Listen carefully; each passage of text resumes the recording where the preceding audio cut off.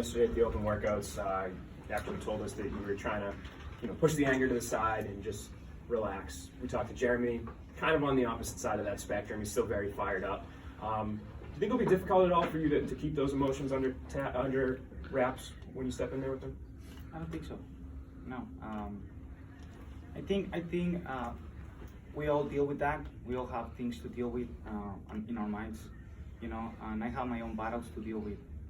I'm not dealing with them, with his issues as well. So I'm just, doing the best that I can with what I have, and that's it. He said that if he doesn't kill you, it's not a win. What do you think about those comments? As I'm telling you, bro, I think everybody has their own battles to deal with. If he thinks that way, then God bless him, bro, because he's in a deep shit right here. I think he already has a lot of trouble in his life and stuff that he has to deal with that I don't even really want to keep on pushing too much into his head. I want him fresh for this fight because, he's a tough opponent. I don't want him to be weak. He's showing me that he's weak, and I want him fresh. I want you fresh, bro. You're being very calm. He was very emotional. Do you think that benefits you to Friday? I think so. You gotta go into a fight completely focused, thinking on what your goal is, and not focusing on the other guy. I'm only fighting me.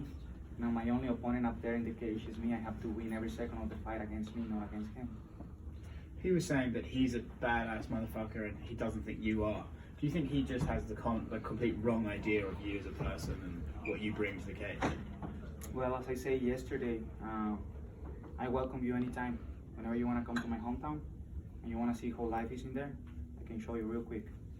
Things go there from 0 to 100 in less than a second. So if you think that I'm fine to, but I can show you anytime. Do you think that's just because of your fighting style? You got the flashy kicks and stuff. Maybe someone like him, who's a bit more of a brawler, they see that and they think, oh, this guy's not the same as me. Doesn't have the same grit.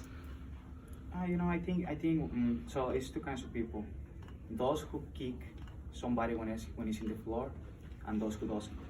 I'm not one of those guys. I don't kick nobody whenever he's in the floor. So if he likes to do that, I'm fine. We're fighters. We're fighting anyways. And in my career as a martial artist, something that I have learned is that, we're competitors. And, he can think he's a killer, or he can think whatever he wants, we're just competing. Speaking of your hometown, Mexico City obviously came out very hard for you, cheering like crazy. They also got a lot of criticism for throwing things into the cage, or bears on fighters. Apparently, Angela Hill claims that Jeremy got punched by a fan. What do you think about those actions? I don't think. Do you think it'll affect going there in the future? I don't think people's reaction was the most proper, But I couldn't do nothing about it. I didn't tell the fan punch him, I didn't tell the fans throw shit at him, throw things at him. It was people's reaction, first reaction before even I start speaking in the microphone. You can go and watch the replay again. I remain calm until. I was in the cage for those 6 minutes. The doctor was shaking him, and people started throwing stuff at him. And people was putting a lot of pressure. He was just with his eyes closed. I think right here, with your eyes closed, is one word. Whenever you close your eyes, and whenever you're in a dark room by yourself, who you are, what you're thinking there, that's what it really matters. I think whenever he closed his eyes and whenever he realized and he was in deep shit, he decided to use the rules to get out of there as soon as possible. Yeah, do you have any regrets though? Like I saw a lot of people say that maybe if you'd have told the crowd to calm down a little bit, speak in Spanish on the microphone or something. Do you feel like maybe in retrospect you could have handled that situation a little bit different? Maybe you could have helped the crowd calm down a little bit? I think I did with what I said, but he was already out of the place whenever I grabbed the microphone. You can go and watch the replays again, as I'm telling you, people start throwing stuff before I even start talking or doing anything. As I'm telling you, I don't think it was the best reaction, but it was the most natural reaction of people doing that.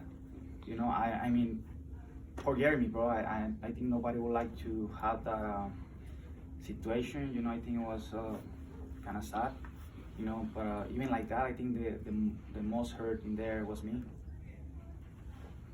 You talked about your hometown going from 0 to 100 really fast. What kind of stuff have you seen go that fast? Whenever you want to can show you because Sure. some stuff I can say. Yesterday, he kept using certain terminology. He kept saying, he referred to your fighting as dancing around. He said that you would have an advantage in a 5-round fight because it gave you more time to move around.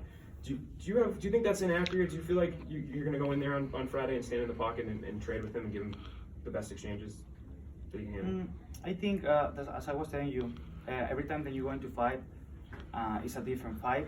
No matter if it's the same opponent, you know, everybody comes with a different mindset, and you can see it, you know, going into a fight. I think this fight is a complete different opponent because of his mindset. Even though he's the same, I changed my strategy as well, and you know, if I can fight 5 rounds in high altitude, I think I can do 3 in sea level. So. When you hear him say that he gave you the advantage in a 5-round fight, he gave you the advantage in a 5-round fight. Do you think that that's a signal that he's going to come out super aggressive on Friday? Of course. Yeah. But what else he can do? It's the only way that he knows how to fight. So that's what I was expecting, anyways. Yesterday, you didn't really want to talk about it. We mentioned that if you win, especially if you win in a spectacular fashion, there's a very good chance you're facing the winner of Max Holloway, Alex Volkanovski. I know you said you're not focusing on that, but do you have a prediction on who wins? And who do you think you match up stylistically with better? Well, I think the fight can go either way. Why? Because I think Alexander Volkanovski is a young, tough guy, tough opponent, prospect, and you know, he went inside the rankings real quick, and as we saw him against Jose Aldo, he controlled him. We have never seen something like that before. But Jose Aldo is going from his prime, is going a little bit like down, you know, because of the age and all the years and all that, you know. And I think Max Holloway is on his prime right now. I think Max Holloway is really hard to beat. And if either of those opponents come with a nice strategy, either one can take the fight, you know. But I think if Volkanovski wants to win, he has to close distance and try to keep him down, hold him down, or hold him in the cage, try to make some damage in there, like wrestle him down. And Max Holloway, of course, has to be away. You've been linked to Zabit for a while. You guys were scheduled to fight each other. I know obviously he has a very tough matchup with Calvin Kattar. But is that a fight that you feel like you need to get because of? I asked the UFC, and I was trying to get the fight in Mexico City because it was a fight that the fans wants to see, and I don't know if something was going on with him, and you know, the fight couldn't happen. The fight offered to me was Jeremy Stevens, and it was that, you know, he's that, and you know, I've been asking to fight. I mean, as I said before, and I will say it again, Jeremy Stevens wasn't my first option because he's behind me on the rankings, not because I do respect him or whatever. And I'll say it again, I'm always looking to fight somebody that is ahead of me in the rankings in order for me to move forward, you know. And you know, I don't even care about the opportunity of fighting for the title shot right now. All my focus right now is fighting Friday against Jeremy Stevens and perform well. After they called off the fight in Mexico City, you obviously were very emotional. One thing that got a lot of eyeballs was when Michael Bisping came up to you, talked to you, you pushed him, swore at him. I know immediately afterwards you apologized. Did you guys ever talk a little deeper about that? And is there no animosity anymore? No, what I say was against him. He wasn't against him. You know, it was just in the moment. I didn't realize who was touching me when I was like, whoa! You know, it was just in the moment, just feeling all that, you know. And then I really think I did really well, you know. I mean, there is some emotions going through you whenever you are inside a cage in front of all that people and with all the pressure and stuff, you know. And I think I calmed myself down real quick, as we have seen before. Shit gets a lot worse sometimes, so I think I deal with it real good, you know. Instead of acting really bad, I think I did a great job. And you know, we are human beings. You know, you cannot be so tough on me and like, oh, your reaction, and we are human beings. Are you gonna tell me that you never have done that before, so you are perfect? Then you should be teaching me how to act.